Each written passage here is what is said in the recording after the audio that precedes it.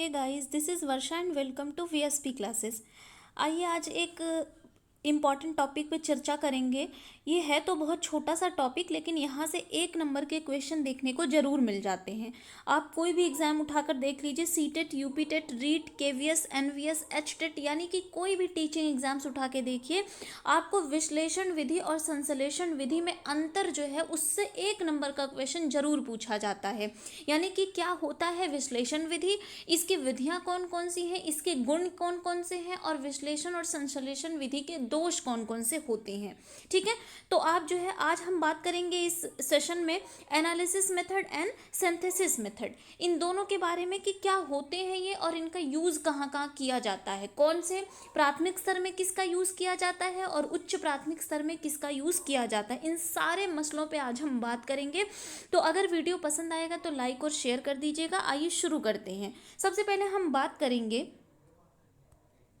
संश्लेषण विधि की, यानी कि संश्लेषण विधि होती क्या है।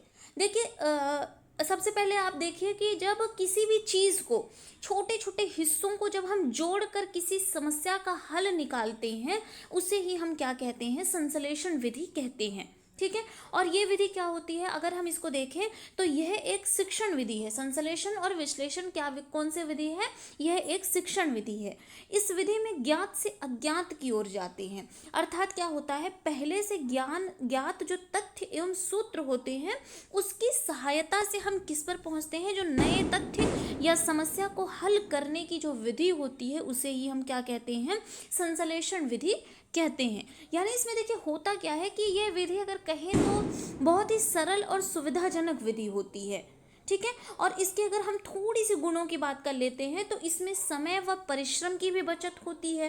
कैसे होती है, क्योंकि देखिए अगर समस्या के हल करने की विधि इसमें क्या होती है, पहले से हमें मालूम होती है और ज्ञात विधि के आधार पर ही समस्या का हल जो होता है वो संश्लेषण विधि में निकाला जाता है। ठीक है, तो ये चीज़ें बहुत ईजिली हमसे हो जाती हैं और बड़ी सुविधाजनक होती हैं, और इसमें ज्ञान जो होता है वो बड़े ही तीव्र गति से हमें मिलता है। किसमें, संश्लेषण विधि में। ध्यान दीजिएगा, यह कौन सी विधि है, ज्ञात से अज्ञात की हुई, यानी जो चीज़ हम जानते हैं उससे क्या होते हैं हम अज्ञात, जो चीज़ हमें नहीं पता होती उसके तरफ हम चलते हैं। अब जैसे एग्जाम्पल आप एक छोटा सा देखिए, जैसे अगर हमें बच्चों को हिंदी विषय पढ़ाना है और ठीक है, और बच्चे अनभिज्ञ हैं, बिल्कुल कुछ नहीं जानते, तो पहले हम उनको क्या सिखाएंगे, पहले हम उनको वर्णमाला सिखाएंगे। ठीक है, वर्णमाला सिखाएंगे जब, ठीक है, यानी स्वर क्या होते हैं, व्यंजन क्या होते हैं, सबसे पहले हम बच्चों को ये सिखाएंगे। तब हम धीरे धीरे बच्चों को क्या कराएंगे, शब्दों का ज्ञान कराएंगे। ठीक है, उन्हें छोटे छोटे शब्दों से परिचित कराएंगे, और तत्पश्चात जब शब्दों से बच्चे परिचित हो जाएंगे तो धीरे धीरे हम उनसे वाक्य बनवाना शुरू करेंगे। ठीक है, यानी कि ज्ञात चीज़ें, अब भाई स्वर और व्यंजन तो छोटा बच्चा भी जानता होगा जब वो क्लास में आएगा, तो धीरे धीरे उन्हीं ज्ञात चीज़ों से लेकर एक टाइम ऐसा आएगा जब हम उनसे वाक्य भी बनवाएंगे। ठीक है, तो इसीलिए ये क्या होता है, इसमें ज्ञान बड़ी तीव्र गति से मिलता है, क्योंकि थोड़ी चीज़ें जो है होती है वो हम जानते रहते हैं और थोड़ी सी उसमें ऐड कर करके हम अज्ञात की तरफ पहुंच जाते हैं। क्लियर हो गई, और यह एक शिक्षण विधि है, ध्यान रखिएगा। ठीक है, और इसमें ज्ञात से अज्ञात की ओर जाते हैं। ठीक है, तो ये हो गई हमारी संश्लेषण विधि। आगे चलते हैं, हम संश्लेषण विधि के बारे में ही बात करेंगे।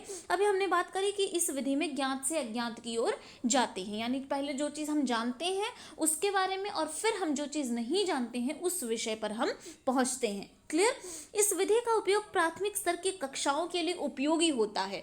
यानी कि छोटे बच्चों को देखिए, अगर हम संश्लेषण विधि से पढ़ाते हैं तो वो बहुत ही लाभकारी होता है, क्योंकि छोटा बच्चा बहुत सारी चीज़ें नहीं जान पाता, थोड़ी सी जो ज्ञात चीज़ें उसके जहन में होती हैं उसके आधार पर ही हम अज्ञात की तरफ उसको लेकर जाते हैं। तो ये प्राथमिक स्तर यानी कि 1 to 5 छोटे जो बच्चे होते हैं उनके लिए बहुत ही उपयोगी सिद्ध होता है। क्लियर, और इस विधि द्वारा समस्या के निष्कर्ष तक पहुंचने में बहुत ही कम समय लगता है। अब जो ज्ञान से ज्ञात की ओर आप जाएंगे तो जाहिर सी बात है कि अगर आप कोई चीज़ समझ रहे हैं उसमें हमें थोड़ा सा आपको ज्ञान देना है, यानी अज्ञात की तरफ लेकर चलना है, तो उसमें हमें बहुत ज़्यादा मेहनत हमें करने की ज़रूरत नहीं पड़ेगी।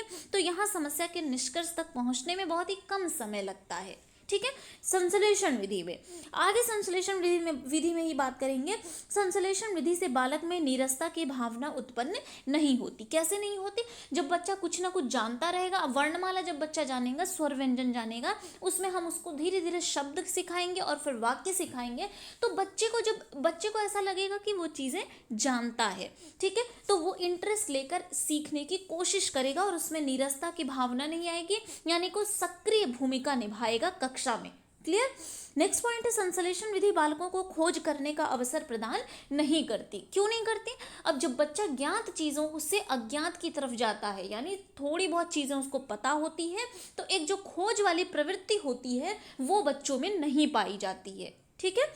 नेक्स्ट पॉइंट है, इस विधि से छात्रों में तर्क तथा निर्णय शक्ति का विकास नहीं हो पाता। यानी कि जब बच्चे खोजना नहीं शुरू करेंगे, ठीक है, उस पर दिमाग नहीं लगाएंगे, तो बच्चे जो है निर्णय भी करने में सक्षम नहीं हो पाएंगे और उनकी तर्क शक्तियों का जो एक विकास हमें करना होता है वो भी संश्लेषण विधि में नहीं हो पाता है। तो ये चाहे आप गुण समझ लीजिए संश्लेषण विधि के या दोष, ठीक है, ये होती है संश्लेषण विधि। आगे हम बात करेंगे अब विश्लेषण विधि क्या होती है, कि यानी कि एनालिसिस मेथड क्या होता है। अब देखिए ये होता है संश्लेषण विधि का बिल्कुल उल्टा, यानी कि बिल्कुल अपोजिट होता है संश्लेषण विधि के। विश्लेषण विधि भी सबसे पहले जान लीजिए कि एक शिक्षण विधि है, ठीक है, और इसमें किसी समस्या को पहले छोटे छोटे भागों में विभाजित किया जाता है, ठीक है, और उसके बाद समस्या के बारे में अध्ययन करके फिर उसके निष्कर्ष पर पहुंचा जाता है। और इस प्रकार की शिक्षण विधि को क्या कहते हैं? विश्लेषण विधि या फिर एनालिसिस मेथड कहते हैं, ठीक है। देखिए समझिए, इसमें विश्लेषण का अर्थ क्या होता है? व्यापक रूप से फैलाना, ठीक है, यानी किसी भी चीज़ को फैला देना, बहुत ही व्यापक रूप से उसको प्रस्तुत करना। तो इसमें क्या होता है कि छोटे छोटे हिस्सों में तोड़कर जब कोई विषय वस्तु या समस्या को हल किया जाता है, उसे ही हम क्या कहते हैं? विश्लेषण विधि कहते हैं, यानी कि एनालिसिस मेथड कहते हैं। देखिए सामान्यतः इसका प्रयोग हम गणित में देखते हैं, चाहे आपकी बीज गणित हो गई, रेखा गणित हो गई, अंक गणित हो गई, उसमें जो है विश्लेषण विधि का प्रयोग किया जाता है। अब देखिए वही हिंदी वाला एग्जाम्पल हम यहाँ भी लेकर चलेंगे। हमें बच्चों को क्या पढ़ानी है? हिंदी पढ़ानी है, ठीक है, तो हम उसमें क्या करते थे? पहले हम बच्चों को वर्णमाला सिखाते थे, क्योंकि वहाँ हम बच्चों को ज्ञात से अज्ञात की तरफ लेकर जाते थे। लेकिन यहाँ चीज़ें उल्टी हो गई हैं। यहाँ हमें बच्चों को क्या करना है? सबसे पहले अगर हमें हिंदी पढ़ानी है तो सबसे पहले उसको क्या सिखाएंगे? वाक्य सिखाएंगे। क्लियर? जब वाक्य बच्चा सीख जाएगा तब शब्द, और लास्ट में हम बच्चों को वर्णों के विषय में बताएंगे, ठीक है, क्योंकि इसमें क्या होता है कि बच्चों को पूर्ण से अंगों की ओर लेकर जाते हैं, ठीक है, पूर्ण से। सबसे पहले उसको पूर्ण चीज़ है। अब जैसे आप एग्जाम्पल के लिए आप समझ लीजिए, जैसे बच्चों को आपको एक 4 व्हीलर गाड़ी के बारे में बताना है, ठीक है।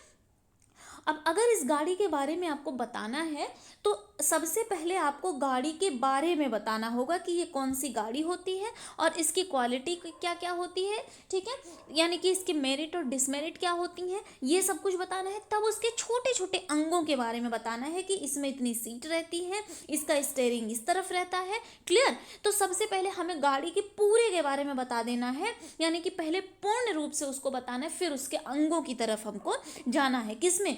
विश्लेषण विधि में। क्लियर? सॉरी, ठीक है। एनालिसिस मेथड में हमें पहले पूर्ण चीज़ों को बताना है और धीरे धीरे करके उनके अंगों की तरफ हमें चलना है, ठीक है। चलिए अब हम बात कर लेते हैं विश्लेषण विधि के गुण और दोषों के बारे में। सबसे पहले इस विधि में अज्ञात से ज्ञात की ओर पहुंचा जाता है, जबकि अभी हमने संश्लेषण विधि में देखा था कि वहां क्या करते हैं? ज्ञात से अज्ञात की तरफ जाते हैं। अब ये संश्लेषण विधि का उल्टा होता है, यानी अज्ञात। बच्चा क्या है? छोटा बच्चा है, हमें उसको क्या सिखानी है? हिंदी सिखानी है, ठीक है। ना तो बच्चा वर्णमाला जानता है, ना तो बच्चा शब्द जानता है। हम उसको क्या करेंगे? अज्ञात की तरफ लेकर चलेंगे, यानी कि धीरे धीरे उसको पहले हम वाक्य बनाना सिखाएंगे, ठीक है। उसके बाद हम उसको ज्ञात की तरफ लेकर चलेंगे, फिर धीरे धीरे हम शब्दों पर आएंगे और शब्दों के बाद धीरे धीरे हम उसको वर्णमाला यानी स्वर और व्यंजन की जानकारी देंगे, ठीक है। तो यह अज्ञात से ज्ञात की ओर पहुंचा जाता है। इस विधि द्वारा समस्या के निष्कर्ष तक पहुंचने में अधिक समय लगता है। अब उसमें क्या था? बच्चा जानता था और उसको अज्ञात की तरफ सीधा जोड़ दिया जाता था, ठीक है। लेकिन इसमें बच्चा अज्ञात से ही शुरुआत करता है, तो इसमें निष्कर्ष तक पहुंचने में थोड़ा टाइम लगता है, धीरे धीरे करके तब कहीं जाके बच्चा ज्ञात की तरफ पहुंच पाता है। क्लियर। इस विधि का उपयोग प्राथमिक स्तर की कक्षा के लिए करना कठिन होता है। क्यों कठिन होता है? क्योंकि इसमें बच्चा कुछ नहीं जानता।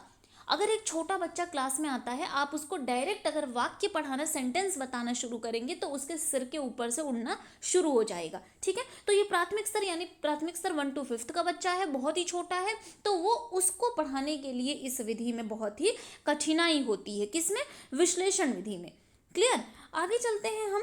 इस विधि से छात्रों में तर्क तथा निर्णय शक्ति का विकास होता है। अब चूंकि हम बच्चों को अज्ञात चीजों से सबसे पहले परिचित कराएंगे, तो धीरे धीरे बच्चा खुद क्या करेगा, अपनी तर्क शक्तियों का विकास करके वो ज्ञात की तरफ पहुंचना चाहेगा। ठीक है, और जब वो अपनी तर्क शक्तियों का विकास करेगा तो उसकी निर्णय शक्तियों का विकास अपने आप होने लगेगा। क्लियर।